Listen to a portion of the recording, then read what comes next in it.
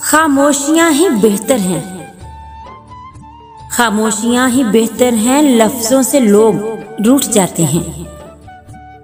लंबा धागा और लंबी जुबान, लंबा धागा और लंबी जुबान हमेशा उलझ जाती है, इसलिए धागा लपेट कर और जुबान समेट कर रखें। आजकल लोग वफादार कम और अदाकार ज्यादा हो गए हैं। सबको सबका पता होता है, सबको सबका पता होता है, लेकिन अपना किसी को नहीं पता होता। नसीहत कीजिए मगर शर्मिंदा न कीजिए।